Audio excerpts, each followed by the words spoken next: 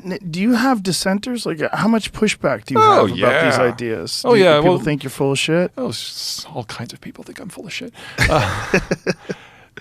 I am very sector and goal agnostic in my work, which means I don't really care what your investment strategy is. If it doesn't play against demography and geography in a comprehensive way, at best you're hoping that everyone just kind of sways in your general direction. And so there's no shortage of people in a room when I'm speaking who get really upset because they have an investment thesis, or maybe they've bet their company on something that I just see as a non-issue. So, obviously the folks in the crypto world have never liked me. And I dropped a video last night about how EVs are just a disaster that aren't going to be with us very much longer. And I've gotten some interesting communications because of that one. So things like this happen with me with almost every presentation. And last year I gave 179 presentations. What is your perspective on EVs? They're not nearly as good on carbon as people think.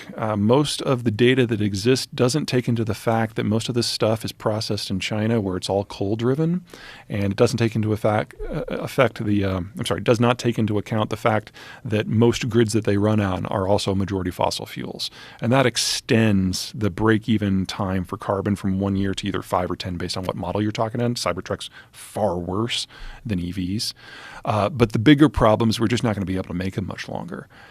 If we really do want to electrify everything, that doesn't just mean EVs, that means the entire system that feeds into the EVs.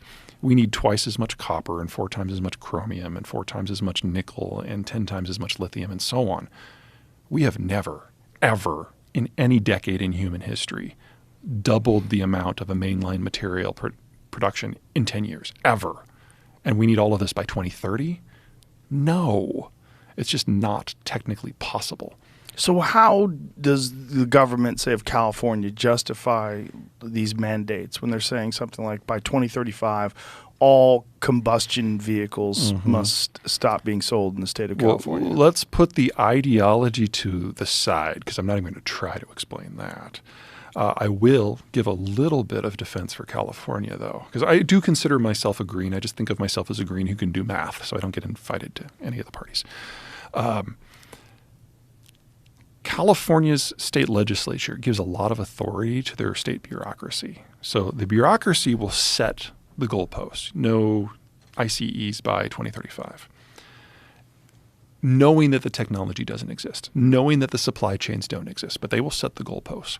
If we get closer to that date, say 2027, and it's apparent that the technology is not proceeding at a pace that will allow that target to be reached, they have the authority already to move the goalposts. And they do this on clean air issues. They do this on toxicity. They've done it on nuclear power. They undoubtedly will end up doing it on EVs. So do you think it's one of those things where there's a bunch of green people who don't do the math? Oh, yeah. And it just sounds great. It falls in line with the progressive ideology. We need to, carbon neutral. We can do this. Everyone go electric. Yeah, and there is a fascinating discussion happening in the environmental community right now because they're being confronted with reality. So California and Germany have very similar green tech policies, but the Germans have spent 3 times as much as California, but are only getting about 1/5 as much power. Because I don't know if you've ever been to Germany, but the sun doesn't shine in Germany.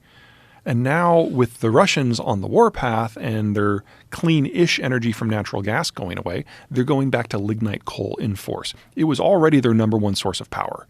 Germany, the idea that Germany is green is ridiculous because they rely on really, really dirty coal, and now especially so. But there's now a conversation going on between the German environmentalists and the Californian environmentalists about why California, in relative terms, is doing so well at this while Germany is not. And the answer is simple geography. But that's never been part of the conversation in the environmental community before. Now it is. They should have had this conversation 15, 20 years ago, but they're having it now. And as soon as they come to the conclusion, unwillingly, but they'll get there, that we have to choose where we put our copper and our lithium and our nickel, EVs are not going to make the cut at all. Where will the copper and the nickel and where will all that go? It'll be focused on the green techs that actually work in the geographic areas where it can be applied. So you put solar panels outside of Tucson, you put wind turbines outside of Tulsa. That works with the technology we have now. You do not put solar panels in Connecticut. That's stupid. That actually increases your carbon footprint. Because there's no sun. There's not enough sun to generate enough electricity to pay down the carbon debt that it took to build the stuff in the first place.